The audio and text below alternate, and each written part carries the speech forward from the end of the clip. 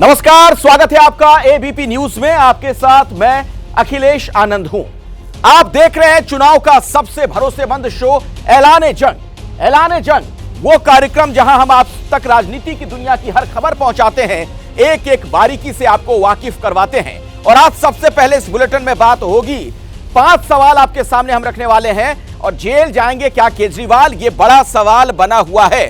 जिस तरीके के हालात नजर आ रहे हैं, जो पूरा घटनाक्रम है, वो कई बड़े सवाल खड़े कर रहा है। तो क्या दिल्ली के सीएम अरविंद केजरीवाल जेल जाने वाले हैं? इस बात की आशंका कोई और नहीं बल्कि खुद अरविंद केजरीवाल जता रहे हैं। उनकी पार्टी के नेता भी 2 दिनों से यही कह रहे हैं कि ईडी अरविंद केजरीवाल को गिरफ्तार करने वाली है।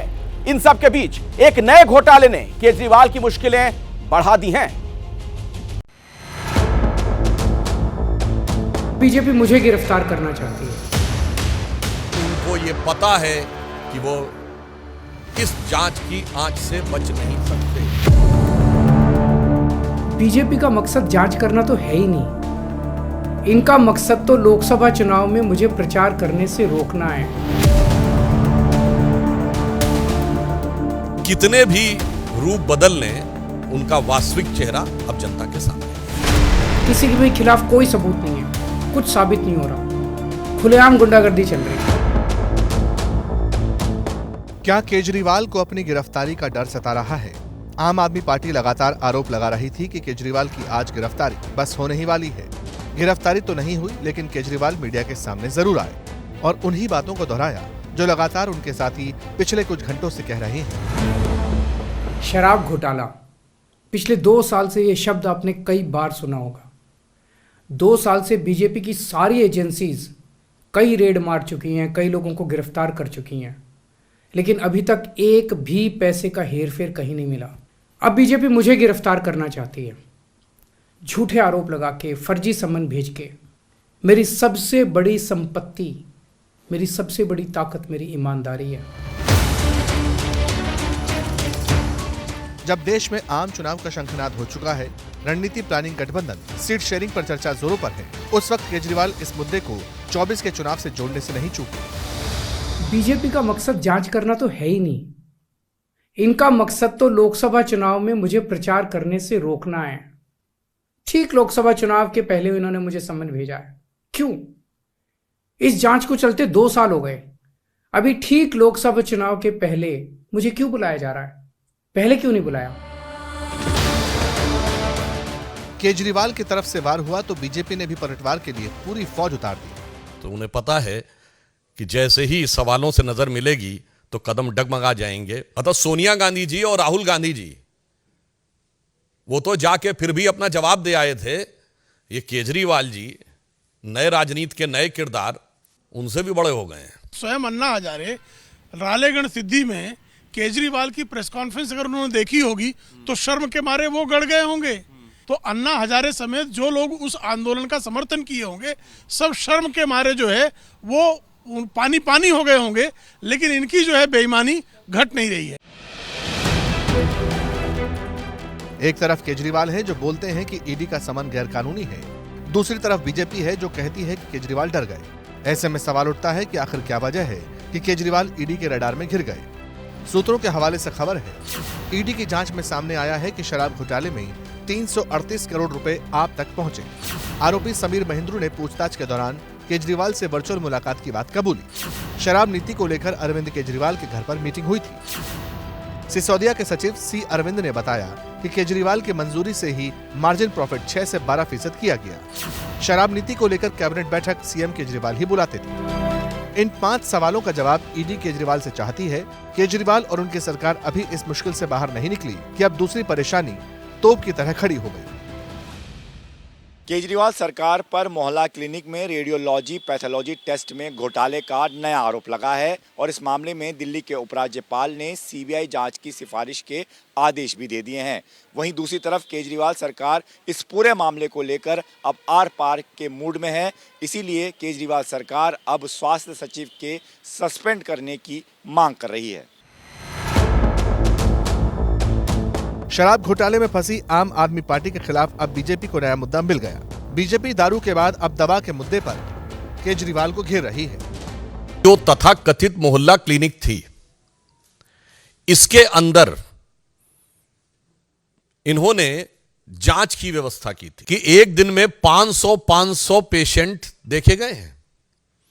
अधिकतम संख्या 533 है। अभी तक तो दारू का घोटाला था, अब दवा का घोटाला भी। आम आदमी पार्टी और केजरीवाल खुद को पाक साफ बताते हैं, लेकिन सवाल है कि जनता को केजरीवाल की बातों पर कितना यकीन है। लोकसभा चुनाव से पहले पार्टी के मुख्य चेहरे की इस चौतरफा घेरेबंदी ने आप की रणनीतियों को नए सिरे से अमली जामा पहनाने पर मजबूर कर दिया है। तो दारू के बाद अब दवा घोटाले का आरोप बीजेपी लगा रही अरविंद केजरीवाल पर। इन सब के बीच सवाल यह खड़ा हो रहा है कि पंजाब में आम आदमी पार्टी के साथ क्या नहीं है हाथ, जिस तरीके की खबरें आ रही हैं।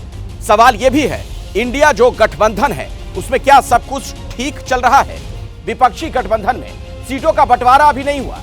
इस बीच कांग्रेस ने आज दिल्ली में मीटिंग कर जो रणनीति बनाई, उसके बाद गठबंधन में विवाद तय है। कांग्रेस की बैठक में पंजाब के नेताओं ने आम आदमी पार्टी से गठबंधन नहीं करने की बात कही है। तो माना यह जा रहा है कि पंजाब में कांग्रेस सभी 13 सीटों पर चुनाव लड़ सकती है। कांग्रेस की इस हाई प्रोफाइल मीटिंग में लोकसभा चुनाव को लेकर मंथन हुआ।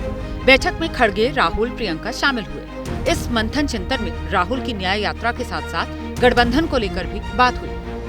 बैठक में ज्यादातर प्रदेश इकाइयों ने ज्यादा से ज्यादा सीटें लड़ने की मांग रखी, लेकिन पंजाब और केरल के नेताओं ने अपने राज्यों में गठबंधन न करने की सलाह देकर आला कमान को उलझा दिया।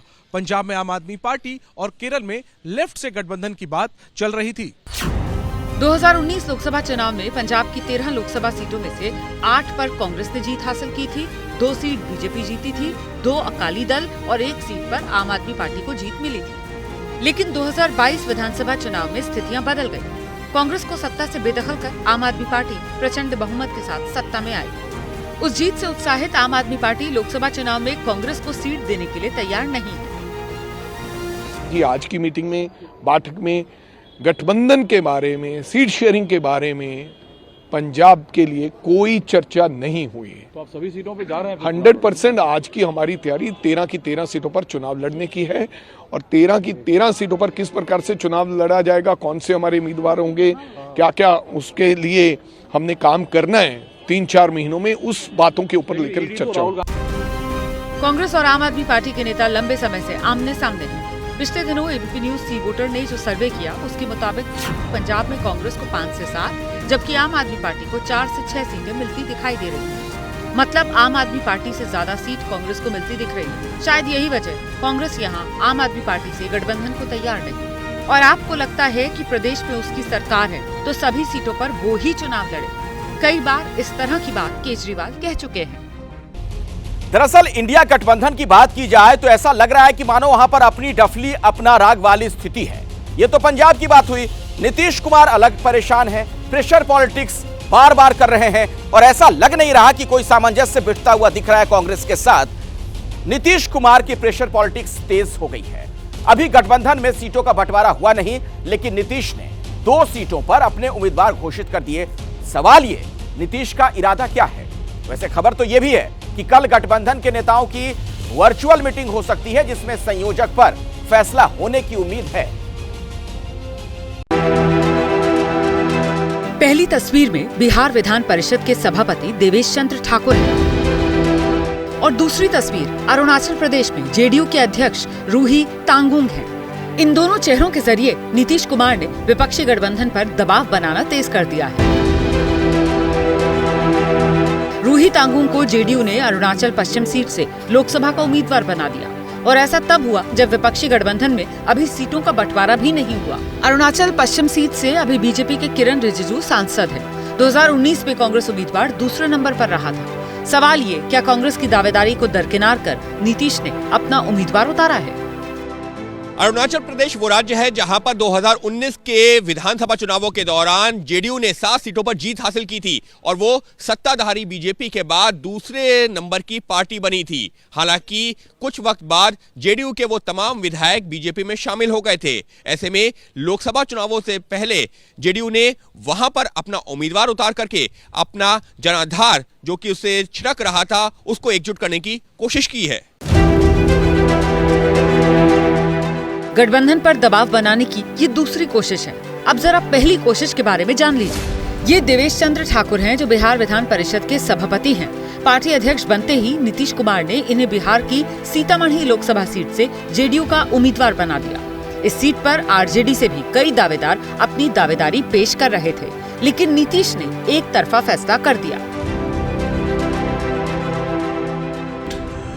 मतलब औपचारिक रूप से ऐलान करना कि इनको लोकसभा लड़ा रहे हैं हम लोग सीतामढ़ी से। जो जिस मीटिंग में आदरणीय मुख्यमंत्री जी ने इस बात का ऐलान किया, कोई ये उम्मीद नहीं कर रहा था कि ये ऐसा होगा, लेकिन हुआ है तो मैं तो करोड़ों करोड़ों धन्यवाद देता हूँ कि जनता और प्रतिनिधि के बीच का जो रिश्ता है, आप और मेरे बीच का जो रिश्ता है पिता पुत्र के रिश्ते से भी मजबूत है, लेकिन आज ये रिश्ते टूट रहे हैं।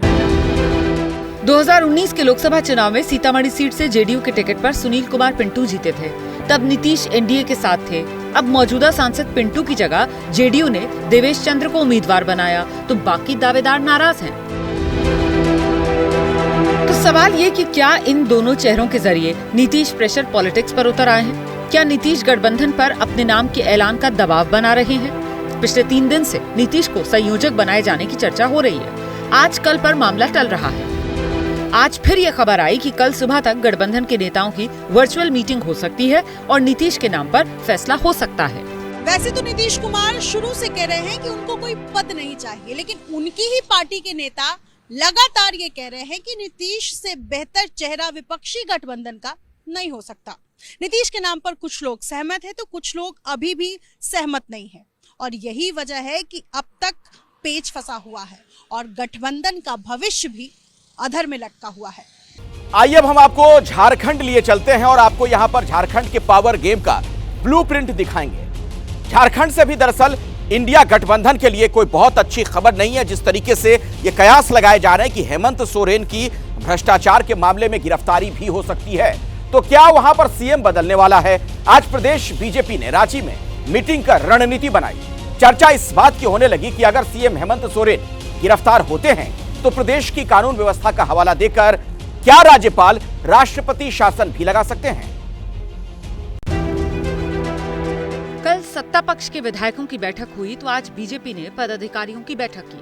कल सरकार की तरफ से रणनीति बनी तो आज विपक्ष में बैठी बीजेपी ने सरकार को घेरने की रणनीति बनाई। झारखंड की राजनीति फिलहाल दिलचस्प मोड़ पर है और सवाल ये है कि क्या मुख्यमंत्री हेमंत सोरेन आने वाले कुछ दिनों में पत्नी कल्पना को सीएम बनाएंगे?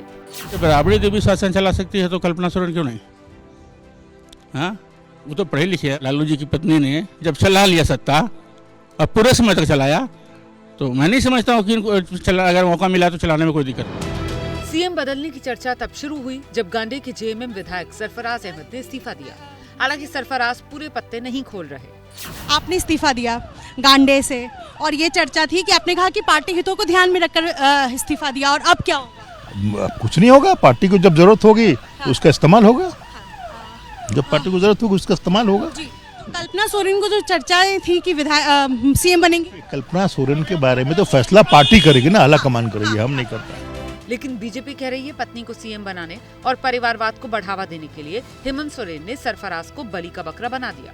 बलिदान तो इसीलिए उनको बलि का बकरा बना दिया गया कि परिवारवाद को संरक्षित रखा जाए।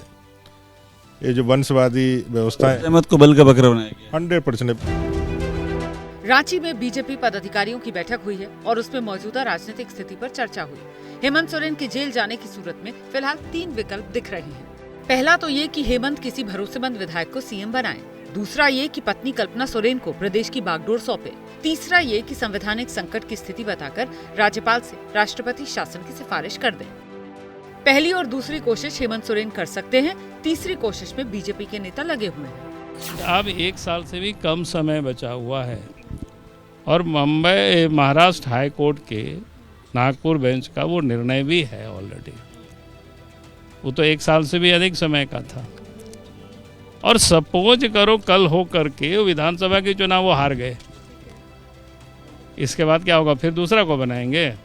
तो ये तो मजाक ही न होगा डेमोक्रेसी का। फिलहाल राज्यपाल सीपी राधाकृष्णन तमिलनाडु में हैं और 8 तारीख को लौटने की उम्मीद है। तमिलनाडु जाने से पहले वो राज्य की कानून व्यवस्था पर सवाल उठाकर संकेत दे चुके हैं। Those who have done something wrong, they have to face the consequences. Raj Bhavan is keeping watch only on one thing, the law and order situation of the state. But unfortunately, it is getting deteriorated. That is painful.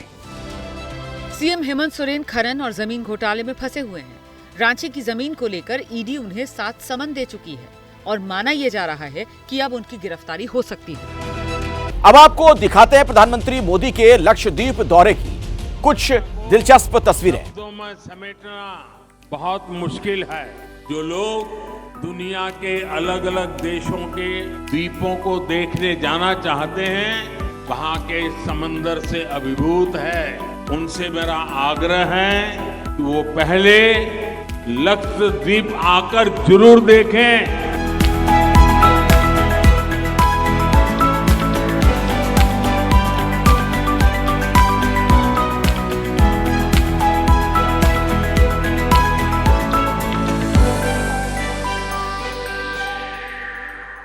Lakshadweep की सुंदरता को शब्दों में समेटना। लक्षद्वीप दौरे की ये तस्वीरें social media पर साझा की। उन्होंने लिखा कि अनुभव आनंददायक रहा। प्रधानमंत्री मोदी ने इस दौरान स्कूबा डाइविंग का भी मजा लिया। तस्वीरें आप देख रहे हैं। परसों लक्षद्वीप पहुंचे थे और रात को वहीं रुके भी थे प्रधानमंत्री। कल दरअसल उन्होंने विकास की सौगात भी दी थी। लक्षद्वीप में 97% आबादी जो है मुसलमानों की है और इसके जरिए खास संदेश देने का प्रयास भी प्रधानमंत्री का यह दौरा कई मायनों में महत्वपूर्ण।